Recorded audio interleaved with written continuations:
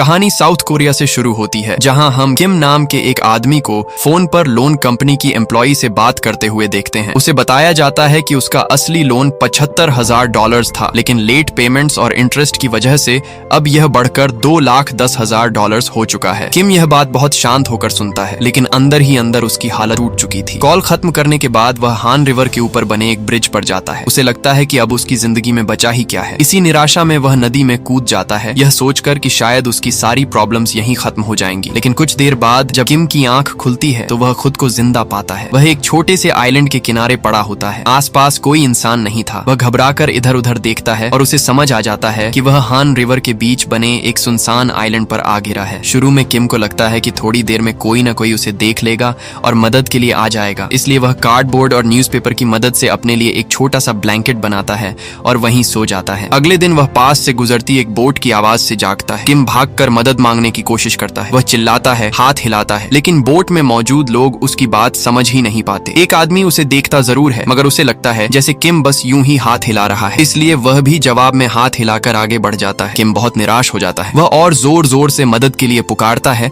लेकिन तब तक बोट काफी दूर जा चुकी थी। अब उसे खुद ही कोई रास्ता ढूंढना था। वह आइलैंड के चारों तरफ घूम कर देखता है, लेकिन हर तरफ पानी ही पानी था। ब्रिज ऊपर था और वहां तक पहुंचने का कोई रास्ता नहीं था। तभी किम को याद आता है कि उसका फोन अभी भी उसकी पॉकेट में है, मगर फोन की बैटरी लगभग खत्म होने वाली थी। वह तुरंत इमरजेंसी सर्विस को कॉल करता है और बताता है कि वह हान रिवर के एक डिजर्टेड आइलैंड पर फंस गया है। लेकिन ऑपरेटर को उसकी बात इतनी अजीब लगती है कि वह उसे मजाक समझ लेती है। किम उसे समझाने की कोशिश करता है कि वह सच बोल रहा है, लेकिन कॉल कट जाती है। इसके बाद किम अपनी कॉन्टैक्ट लिस्ट देखता है कि अब किससे मदद मांगी जाए। तभी उसे अपनी एक्स गर्लफ्रेंड सुजुंग का नंबर दिखता है। वह उसे कॉल करता है, लेकिन सुजुंग अभी भी ब्रेकअप की वजह से उससे नाराज थी। किम कुछ समझा पाता उससे पहले ही वह कॉल काट देती है। फिर अचानक किम को एक और कॉल आती है। इस बार फोन पर एक सेल्स गर्ल थी जो उसे नया कॉलिंग प्लान बेचने की कोशिश कर रही थी। किम बार बार उसे बताता है कि वह आइलैंड पर फंसा हुआ है और उसे 911 पर कॉल करने को कहता है, लेकिन वह लड़की अपनी बात जारी रखती है। और इसी बीच किम के फोन की बैटरी पूरी तरह खत्म हो जाती है। अब किम के पास सिर्फ एक ही रास्ता बचता है। वह नदी पार करने की कोशिश करता है। वह पानी में उतरता है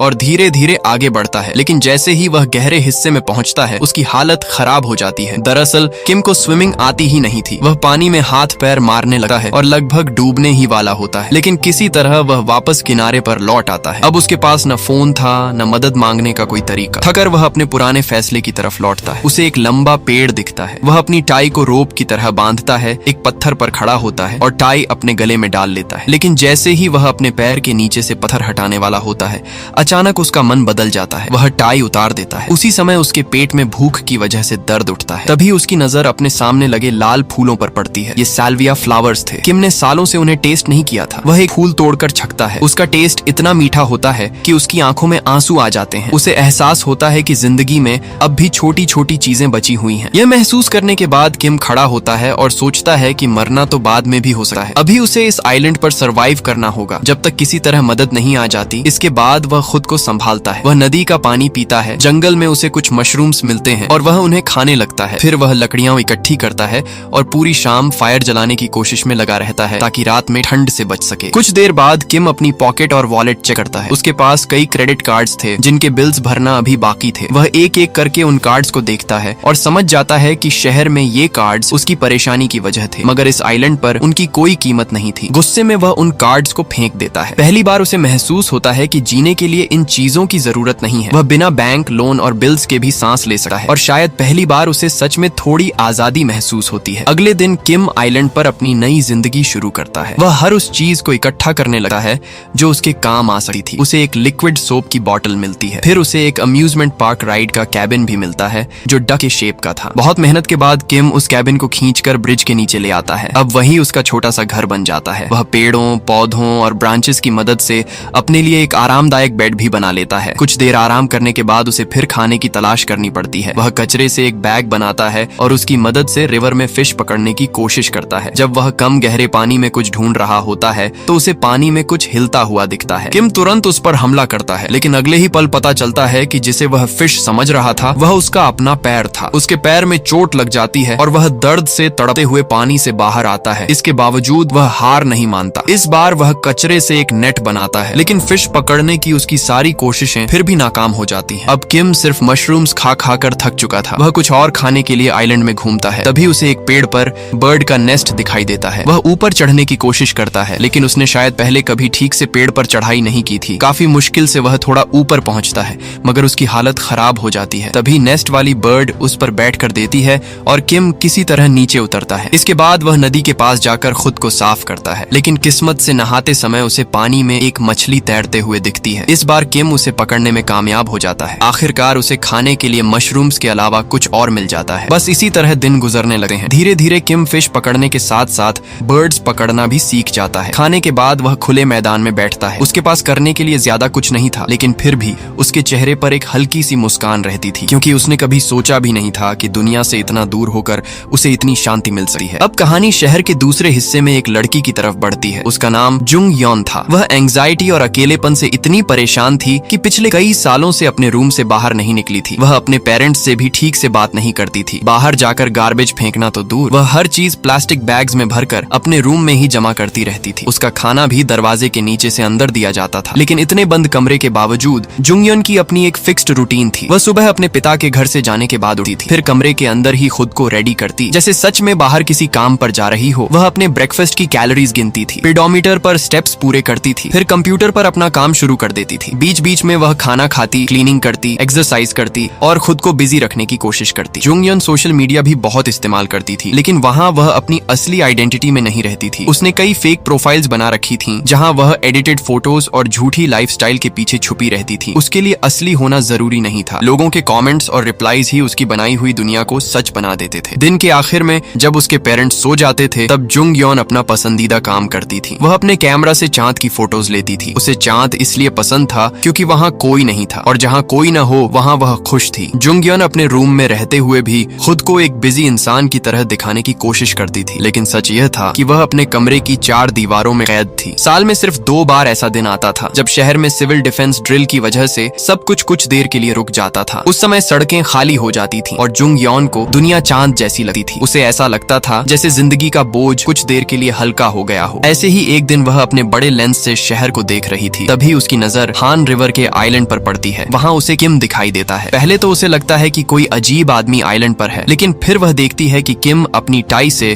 खुद को लटकाने की कोशिश कर रहा है। यह देखकर जुंगयन घबरा जाती है। वह उस आदमी को जानती भी नहीं थी, फिर भी उसके दिल में यही बात आती है कि उसे मरना नहीं चाहिए। कुछ देर बाद जब किम अपना इरादा बदल देता है तो जुंगयन को भी राहत महसूस होती है। इसके बाद जुंगयन उस अजनबी आदमी को दूर से देखने लगती है। धीरे धीरे किम की जिंदगी, उसकी आदतें और उसका आइलैंड पर सरवाइव करना जुंगयन की रूटीन का हिस्सा बन जाता है। दूसरी तरफ आइलैंड पर किम खुद को अकेलेपन से बचाने के लिए इधर उधर की चीजों से खेलता रहता था। कभी वह चीजों को गोल्फ बॉल की तरह मारता, कभी अपने छोटे से घर को ठीक करता और किसी न किसी तरह खुद को बिजी रखता। एक दिन वह फिर पास से गुजरती बोट देखता है। उसके मन में मदद मांगने का ख्याल आता है, लेकिन अब वह समझ चुका था कि लोग उसकी बात शायद फिर नहीं समझेंगे, इसलिए वह रुक जाता है। तभी जंगल की तरफ जाते हुए उसका पैर किसी चीज पर पड़ता है। वह नीचे देखता है तो उसे इंस्टेंट ब्लैक बीन नूडल्स का एक खाली पैकेट मिलता है। पैकेट तो खाली था, लेकिन उसके अंदर स्पाइस पाउडर अभी भी सील्ड था। बस उसी पैकेट ने किम के अंदर एक नई बेचैनी पैदा कर दी। उसे अपनी नॉर्मल जिंदगी की छोटी छोटी चीजें याद आने लगी हैं, खासकर ब्लैक बीन नूडल्स। वह सोचता है कि पहले कितनी बार उसने नूडल्स खाने से मना कर दिया था, और आज वही नूडल्स उसके लिए सबसे बड़ी ख्वाहिश बन चुके थे। अब किम को नूडल्स खाने की इतनी ज्यादा क्रेविंग होने लगती है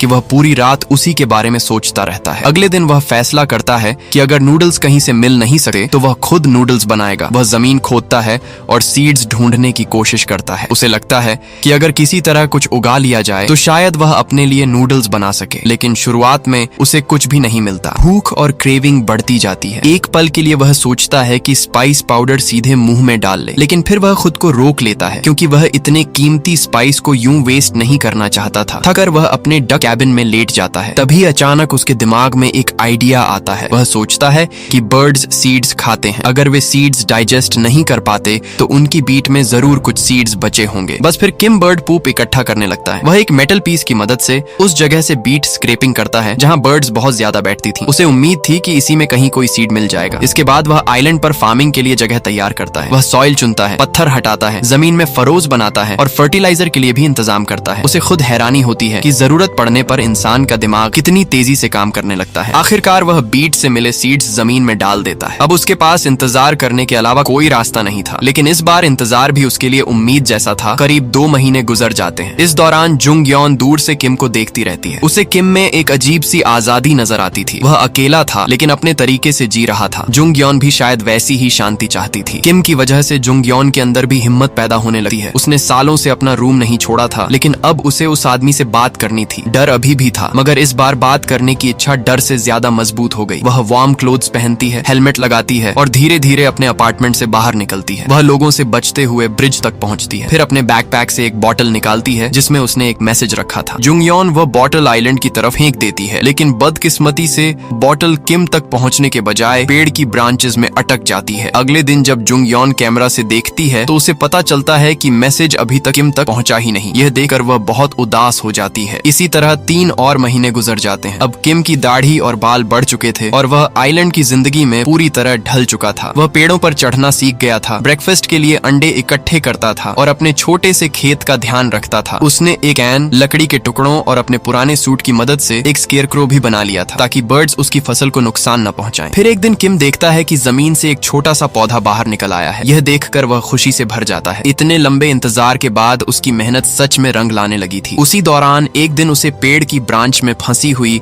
ग्लास बॉटल दिखाई देती है। वह उसे निकालता है और अंदर रखा पेपर खोलता है। उसमें सिर्फ एक शब्द लिखा था, हेलो। किम यह देखकर हैरान रह जाता है। वह अपने स्केयरक्रो से बात करने लगता है और कहता है कि यह मैसेज ऐसे ही नहीं आया हो सकता। जरूर कोई है जो उसे देख रहा है। यह कंफर्म करने के लिए किम जमीन के किनारे बड़े बड़े लेटर्स में लिखता है, हाउ आर यू। कुछ समय बाद जब जुंग यॉन अपने कैमरा से यह मैसेज देखती है तो वह बहुत खुश हो जाती है। आखिरकार किम ने उसके मैसेज का जवाब दे दिया था। उसी रात वह फिर बाहर जाती है और एक और बॉटल में अपना रिप्लाई भेजती है। अगले दिन किम को बॉटल मिलती है। उसमें लिखा था, fine, thank you and you. ये छोटी सी बात किम के लिए बहुत बड़ी खुशी थी। उसे यह नहीं पता था कि मैसेज भेजने वाला कौन है, लेकिन उसे लगने लगा था कि अब वह बिल्कुल अकेला नहीं है। उसे कहीं न कहीं एक सच्चा दोस्त मिल गया था। उसी दिन उसकी खुशी और बढ़ जाती है क्योंकि उसके खेत में फसल अब और साफ दिखने लगती है। उसे पता चलता है कि वह कॉर्न उगा रहा है। अब उसके लिए यह सिर्फ फूड नहीं था बल्कि नूडल्स बनाने की उम्मीद थी। कुछ ही दिनों में किम के पास इतना कॉर्न हो सकता था कि वह खुद नूडल्स बना सके। आइलैंड पर किम की यह खुशी देखकर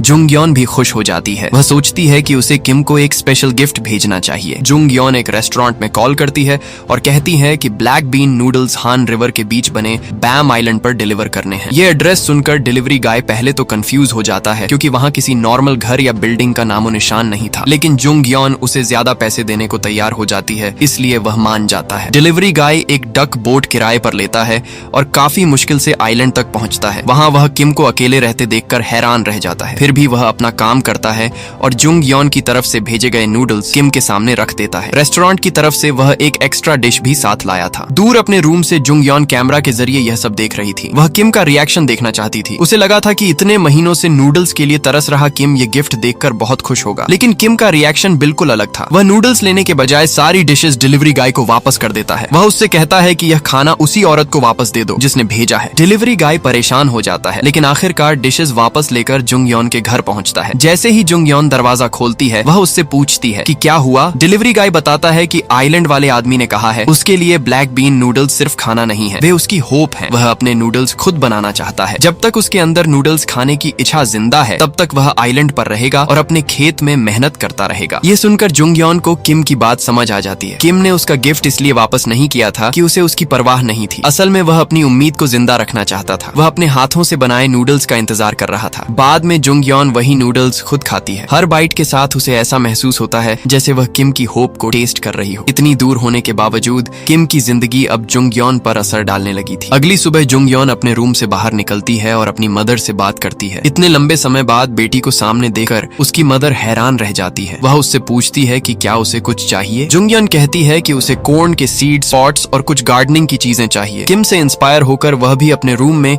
एक छोटा सा गार्डन शुरू करना चाहती थी। उसकी मदर यह सुनकर और भी ज्यादा हैरान होती है, लेकिन साथ ही खुश भी होती है क्योंकि बहुत समय बाद जुंग यॉन ने उससे कुछ मांगा था। इसके बाद जुंग यॉन एक और बॉटल में मैसेज भेजती है। अगले दिन किम को वह बॉटल मिलती है। अंदर सिर्फ एक शब्द लिखा था, सॉरी। किम को भी उसके नूडल्स वापस भेजने पर थोड़ा बुरा लग रहा था, इसलिए वह अपने तरीके से जुंग यॉन का मूड ठीक करने की कोशिश करता है। वह रेत पर समुद्र जैसा शेप बनाता है और जमीन पर ऐसे तैरने लगा है जैसे कोई बड़ा शार्क उसके पीछे पड़ा हो। किम को पता नहीं था कि जुंग यॉन ये सब अपने कैमरा से देख रही है, लेकिन उसका यह अजीब सा जोक देखकर जुंग यॉन बहुत हंसती है। वह इन मोमेंट्स को अपने कैमरा में रिकॉर्ड कर लेती है। कुछ और महीने गुजर जाते हैं। किम की मेहनत अब सच में रंग लाने लगती है। कॉर्न के साथ साथ वह अपने छोटे से खेत खेत में क्यूकम्बर, चिली, बीन्स और दूसरी वेजिटेबल्स भी उगाने लगता है। बर्ड नेस्ट में उसे जो भी सीड मिलता वह उसे जमीन में डाल देता। आखिरकार वह दिन आता है जिसका किम इतने महीनों से इंतजार कर रहा था। वह कॉर्न को इकट्ठा करता है, उसे पीसकर फ्लावर बनाता है और फिर मेटल डिस्क की मदद से उसे पतली स्ट्रिप्स में काटा है। धीरे धीरे उसके अपने हाथों से बनाए नूडल्स तैयार होने लगते हैं। किम उन्हें पानी के बर्तन में डालता है और आग पर पकने के लिए रख देता है। फिर वह उसमें एग्स और अपनी उगाई हुई वेजिटेबल्स डालता है। आखिर में वह वही स्पाइस पाउडर डालता है जिसे उसने इतने लंबे समय से संभाल कर रखा था। जब नूडल्स तैयार हो जाते हैं तो किम चॉपस्टिक से उनका पहला बाइट लेता है। टेस्ट करते ही उसकी आंखों में आंसू आ जाते हैं। ये सिर्फ नूडल्स नहीं थे, ये उसकी महीनों की मेहनत, इंतजार और उम्मीद का स्वाद था। दूर से जुंग यॉन भी यह सब देख रही थी। वह किम की खुशी महसूस कर सकती थी, इसलिए वह उसे एक और मैसेज भेजती है जिसमें लिखा था कंग्रेचुलेशंस। किम ये मैसेज देखकर बहुत खुश होता है, लेकिन अब उसके मन में एक सवाल और गहरा हो जाता है। वह जानना चाहता था कि उसका सीक्रेट फ्रेंड आखिर कौन है। अगली सुबह जुंग यॉन कैमरा से आइलैंड की तरफ देखती है। रेत पर किम ने एक नया मैसेज लिखा था, Who are you? यह देखकर जुंग यॉन डर जाती है। वह हमेशा लोगों से दूर रही थी। वह अपने पेरेंट्स से भी ठीक से नहीं मिलती थी। ऐसे में एक अजनबी को अपनी आइडेंटिटी बताना उसके लिए बहुत मुश्किल था। सोशल मीडिया पर भी वह फेक प्रोफाइल्स और एडिटेड फोटोज के पीछे छुपी रहती थी। वहाँ वह कोई और बन सकती थी, लेकिन किम के सामने उसे पहली बार सच में खुद बनना था। काफी सोचने के बाद वह एक मैसेज लिखती है और बॉटल लेकर ब्रिज तक जाती है। लेकिन जैसे ही बॉटल फेंकने का समय आता है उसका मन बदल जाता है, डर जीत जाता है और वह वापस अपने रूम में लौट आती है। एक और दिन गुजर जाता है। किम अपने सीक्रेट फ्रेंड के जवाब का इंतजार करता रहता है, लेकिन आइलैंड पर कहीं भी कोई बॉटल नहीं मिलती। परेशान होकर वह रेत पर फिर मैसेज लिखता है, Why? वह जानना चाहता था कि अब जवाब क्यों नहीं आ रहा। जुंग यॉन ये सब देखती है, लेकिन फिर भी चुप रहती है। उसे लगता है कि बात अब उसके कंट्रोल से बाहर जा रही है। वह किम से दूर जाने की कोशिश करती है, अपने रूम के कर्टन्स बंद कर देती है और फैसला करती है कि वह अपनी पुरानी रूटीन में वापस चली जाएगी। लेकिन जब वह सोशल मीडिया चेक करती है तो वहाँ भी सब कुछ बिगड़ चुका था। लोगों को उसकी फेक प्रोफाइल की सच्चाई पता चल गई थी। कमेंट्स में लोग उसे बुरा भला कह रहे थे और उसका मजाक उड़ा रहे थे। ये सब देखकर जुंग यॉन और टूट जाती है। वह फिर से अपने रूम में पूरी तरह बंद हो जाती है। उसने किम को भी छोड़ दिया और अपने छोटे कॉर्न गार्डन को भी। कुछ दिन इसी तरह गुजरते हैं। फिर शहर में तेज स्टॉर्म आता है। आइलैंड पर किम अपने छोटे से घर और खेत को बचाने की पूरी कोशिश करता है, लेकिन बारिश और हवा इतनी तेज थी कि उसका पूरा कैंप टूटने लगा है। उसका डक कैबिन जो इतने दिनों से उसका सहारा था पानी में बहने लगा है। किम उसे रोकने की बहुत कोशिश करता है, लेकिन वह कुछ नहीं कर पाता। आखिरकार नदी उस कैबिन को अपने साथ बहा ले जाती है। स्टॉर्म शांत होने के बाद आइलैंड पहले जैसा नहीं रहता। किम का घर टूट चुका था, उसका सामान बिखर गया था और सबसे बड़ी बात, उसका सीक्रेट फ्रेंड भी अब जवाब नहीं दे रहा था। किम पहले से ज्यादा अकेला महसूस करने लगा है। गुस्से और फ्रस्ट्रेशन में वह रेत पर मैसेज लिखता है। इस बार उसके शब्दों में दर्द और शिकायत थी। उसे लग रहा था जैसे उसके दोस्त ने उसे बीच रास्ते में छोड़ दिया हो। दूर अपने रूम से जुंग यॉन ये सब देख रही थी। उसे बहुत बुरा महसूस होता है। वह समझ जाती है कि किम सच में टूट रहा है। तभी वह देखती है कि कुछ लोग आइलैंड की तरफ आ रहे हैं। दो गवर्नमेंट वर्कर्स किम के सामने आकर खड़े हो जाते हैं। वे उसे वहाँ अकेला देखकर हैरान हो जाते हैं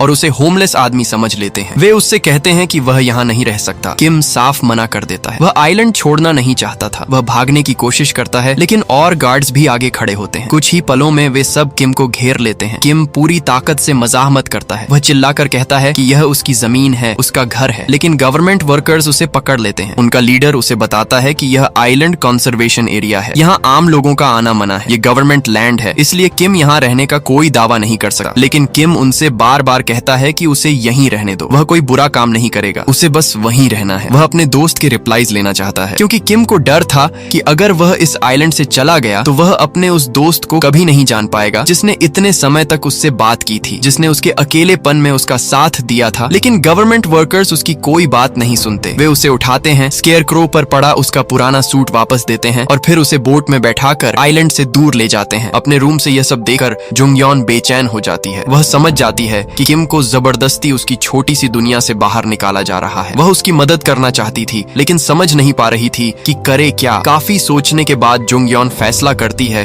कि अब वह अपने रूम में छुपकर नहीं बैठ सकती। इस बार वह हेलमेट भी नहीं पहनती। वह जल्दी से घर से बाहर निकलती है, क्योंकि उसे किसी भी हालत में किम तक पहुंचना था। दूसरी तरफ गवर्नमेंट वर्कर्स किम को वापस शहर में ले आते हैं, लेकिन उसे किसी सेफ जगह ले जाने के बजाय वे बस सड़क पर छोड़ देते हैं। किम फिर उसी शहर में था जहाँ से उसकी कहानी शुरू हुई थी। आइलैंड पर जो थोड़ी सी उम्मीद उसने बनाई थी वह अब टूट चुकी थी। उसके पास न घर था, न उसका खेत, न उसका दोस्त। उसे लगता है जैसे उससे सब कुछ छीन लिया गया हो। इस बार किम सोचता है कि वह शहर की सबसे ऊंची बिल्डिंग तक जाएगा और सब खत्म कर देगा। वह एक बस में चढ़ता है। उसके पास कैश नहीं था, इसलिए वह अपने पुराने कार्ड से पेमेंट करने की कोशिश करता है। हैरानी की बात यह थी कि कार्ड अब भी काम कर जाता है। किम चुपचाप बस में बैठ जाता है। उसके चेहरे पर थकान थी और आंखों में कोई उम्मीद नहीं बची थी। उधर जुंगयॉन शहर की सड़कों पर किम को ढूंढ रही थी। उसे नहीं पता था कि किम कहाँ गया है। वह घबराकर इधर उधर देखती है, लेकिन उसे कोई रास्ता समझ नहीं आता। थोड़ी देर बाद वह रुकती है और कुछ लोगों की बात सुनती है। वे उसी आइलैंड वाले आदमी के बारे में बात कर रहे थे। उनमें से कोई कहता है कि उसने उस आदमी को बस में चढ़ते हुए देखा था। ये सुनते ही जुंगयॉन तुरंत अगले बस स्टॉप की तरफ दौड़ पड़ती है। वह पूरी ताकत से भागती है, लेकिन जब वह वहां पहुंचती है तो बस उसके सामने से निकल चुकी होती है। जुंगयॉन को लगता है कि उसने अपना आखिरी मौका खो दिया। वह थकर और टूटकर वापस मुड़ने लगती है, लेकिन तभी शहर में सिविल डिफेंस ड्रिल का सायरन बजने लगा है। इस ड्रिल की वजह से सड़क पर ट्रैफिक रुक जाता है और वही बस भी कुछ दूर जाकर रुक जाती है जिसमें किम बैठा था। जुंगयॉन अपनी बची हुई ताकत इकट्ठी करती है और बस की तरफ दौड़ पड़ती है। उसके लिए यह सिर्फ बस पकड़ना नहीं था, बल्कि पहली बार अपनी जिंदगी से बाहर निकलकर किसी इंसान तक पहुंचना था। आखिरकार वह बस तक पहुंच जाती है। वह अंदर चढ़ती है और धीरे धीरे किम के पास आकर खड़ी हो जाती है। किम उस अनजान लड़की को देखकर हैरान रह जाता है। उसे समझ नहीं आता कि वह कौन है और उसके पास क्यों आई है, लेकिन जुंगयॉन शांत होकर कहती है कि वह उसके सवाल का जवाब देने आई है। फिर वह पहली बार अपनी आइडेंटिटी छुपाए बिना कहती है कि मेरा नाम जुंगयॉन है। किम को तुरंत समझ आ जाता है कि यह वही लड़की है जो उसे मैसेजेस भेजती थी, वही लड़की जिसने उसके अकेलेपन में उसे हेलो कहा था। ये समझते ही उसके चेहरे पर हल्की सी मुस्कान आ जाती है। इतने लंबे समय बाद आखिरकार दोनों की मुलाकात हो जाती है और इसी हैप्पी एंडिंग के साथ ये कहानी यहीं खत्म हो जाती है। दोस्तों, अगर वीडियो पसंद आई हो तो लाइक करें और ऐसी मूवी एक्सप्लेनेशंस के लिए चैनल को सब्सक्राइब जरूर करें।